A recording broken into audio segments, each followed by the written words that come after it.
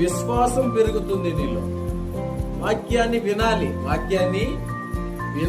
విన్నప్పుడే, వాక్యం విన్నప్పుడే ప్రియులారా విశ్వాసం వస్తుంది. అందుకే వాక్యం ఎక్కడ ప్రకటించబడినా వినేదానికి మనం ఆసక్తి చూపాలి. ఏం చేయాలి? వాక్యము ఎక్కడ చెప్పినా మనం వినేదానికి ఆసక్తి చూపించాలి. చాలా మంది బోధకులు ఏం చెబుతూ ఉంటారంటే, వాక్యం ఎక్కడైనా ప్రకటించబడుతూ ఉంటే అక్కడికి మీరు వెళ్ళొద్దు, ఎందుకంటే వాళ్ళు వేరే సంఘము, వాళ్ళది వేరే కులము, వాళ్ళది వేరే మతము అన్నట్టుగా మాట్లాడతారు. కానీ ప్రియులరా, ప్రభువునందున్న ప్రతి ఒక్కరూ కూడా సమానులే, అందరూ ఒకటే.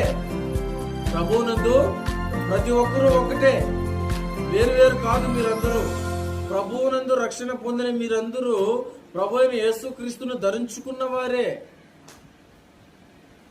ప్రభు అయిన యేసుక్రీస్తుకి కులము లేదు, మతము లేదు. కానీ ఈ దినాలలో ఏం చేస్తున్నారంటే, వాళ్ళది వేరే సంఘము, అక్కడ వాక్యం ప్రకటిస్తున్నా కూడా వెళ్ళకండి. ఎందుకు అలా చెబుతున్నారు అంటే బోధకులు, వాళ్ళకు వచ్చే సంపాదన ఆగిపోతుందని.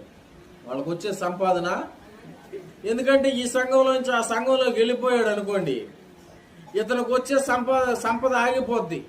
ఈ దశంభాగాలు, కానుకలు ఆగిపోతాయి. కాబట్టి మీరు ఎక్కడ ప్రకటించినా సువార్త ఎల్లబాకండి, మీరు ఎక్కడ వాక్యం చెప్తున్నా ఎల్లబాకండి అని చెప్తూ ఉన్నారు. ఇది ఎంతవరకు కరెక్టు? వీళ్ళారా, దేవుని వాక్యం ఏం చెబుతుందంటే వినుట వలన విశ్వాసం వస్తుందని చెబుతుంది. అంటే దేవుని వాక్యాన్ని ఎక్కడ ప్రకటించినా మనం వినేవారిగా ఉండాలి.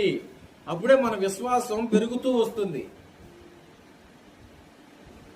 అందుకే ప్రియులారా, వాక్యానికి ఉన్న శక్తి మనం గ్రహించాలి. ఎంతో తీవ్రవాదుల్ని, ఎంతో మతోన్మాదుల్ని, ఎంతో మంది వ్యభిచారులను, దొంగతనాలు చేసే వాళ్ళను, హత్యలు చేసే వాళ్ళను మనుషులు మారుస్తున్నారా? దేవుని వాక్యం మారుస్తుందా? దేవుని వాక్యం వలన, దేవుని నుంచి వచ్చే నోటి మాట వలన మనుషులు మారుతున్నారు. అంతేగాని మనుషులు మార్చడం లేదు, మతంలోకి మార్చుకోవడం లేదు. అసలు ప్రభు అయిన యేసుక్రీస్తు చెప్తున్నాడు, అసలు ఇది మతమే కాదు, ఇది మార్గము అంటున్నాడు. ఎక్కడికి మార్గము? పరలోకానికి వెళ్ళడానికి నేనే మార్గం అంటున్నాడు ఆయన. దాని కొరకే